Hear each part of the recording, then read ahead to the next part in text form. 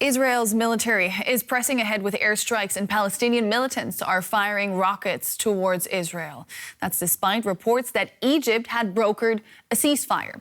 The militant group Islamic Jihad said it fired hundreds of rockets on Wednesday, setting off air raid sirens throughout southern and central Israel.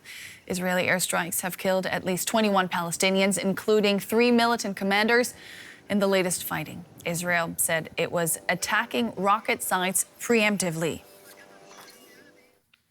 Let's bring in our team on the ground. DW correspondent Rebecca Ritters is in the Israeli town of Zikim near the border with Gaza. And across that border in Gaza City is journalist Sophie van der Tan. Welcome to you both. Rebecca, let me start with you. Israel's army and Gaza militants traded heavy cross-border fire today. What's the situation in Israel tonight? Well, it certainly has been pretty heavy cross-border fire, as you rightly point out. Some of the worst that we've seen since August last year, when there was another flare-up here. Around about 300 or nearly 300 rockets. The last official figure was 270, though it's thought that number is going to be a lot higher as the volleys have continued. Have been fired today from Gaza, which it's pretty dark now. You probably can't really see behind me, but the lights there on the hills, that is across the border into Gaza. Now, even in the last couple of hours, we've been hearing rumours. It's being reported in some media that it is talks of a ceasefire, but even at the same time as that was, rumoured or announced or being reported on in various media, we saw another quite large volley come across, a couple since then, and even some more rockets, even missiles towards Tel Aviv. So definitely that ceasefire not going, the ceasefire talks at least not going that well. The situation here is that most of those rockets, many of them we could see behind us a little bit earlier, they were shot out by Israel's defense system, the Iron Dome. Some did make landfall, namely in the city of Sderot and Ashkelon, where a couple of buildings were damaged. We can't see it from where you are, but we do have someone across the border in Gaza. Sophie, what's happening there? So I'm standing north of Gaza City, and we've been seeing during the past few hours from about 7:30 rockets being fired, being launched from here towards Israel. We've been seeing and hearing them. And at the same time, there's also been further attacks from Israel into the Gaza Strip. So far, we don't know anything about casualties here. And we've, of course, also been following the talks about a possible ceasefire. But the fighting obviously seems to be continuing. Right now, it's quiet, but we need to see how this is going to be developing.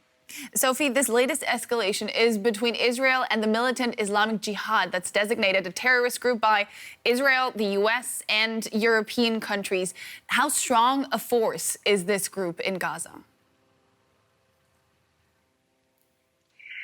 It is a militant faction in Gaza, second to Hamas, which is controlling the Gaza Strip. It has less capabilities, it has less finances, but the fact that it's been behind recent attacks shows that this faction is not to be underestimated.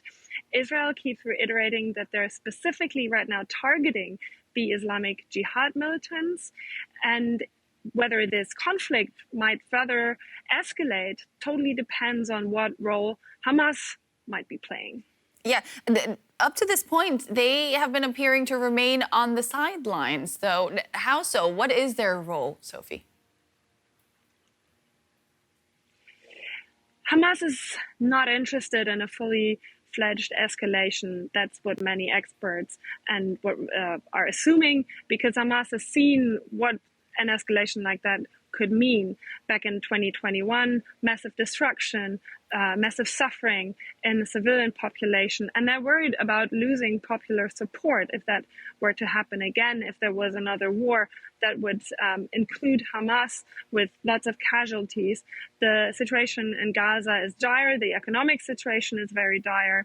And the work permits that are given by Israel to Palestinian workers to cross the borders are very important for the economy in Gaza. And they would be threatened if there was another longer escalation that the Hamas would be involved in. So there is definitely political interest here as well in not letting this further escalate. But we need to see what's going to happen.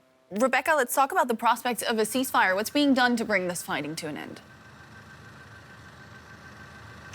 Well, there have been talks ongoing between Egypt, Qatar and the UN. They're sort of spearheading talks, negotiations. Now, earlier in the day, Israel was saying that it was willing to accept a ceasefire. For its part, that it would definitely be willing to cease hostilities. And it was, we were hearing that Hamas were also in agreement. But now it's looking like we're also hearing from some sources saying that the ceasefire talks have broken down, namely because Israel wouldn't agree to stop targeted assassinations in Gaza against the Islamic Jihad militants. And so that means that the Islamic Jihad have said that they wouldn't go ahead with any ceasefire. But of course, these things are fluid. This is an ongoing situation. The talks continue, and certainly residents in Gaza and here in southern Israel are all hoping for something for things to be calming down. But it could be a long night ahead. Yeah. Volatile situation in Israel and Gaza. Rebecca Ritters and Sophie von der Tann, thank you so much for the view from both sides.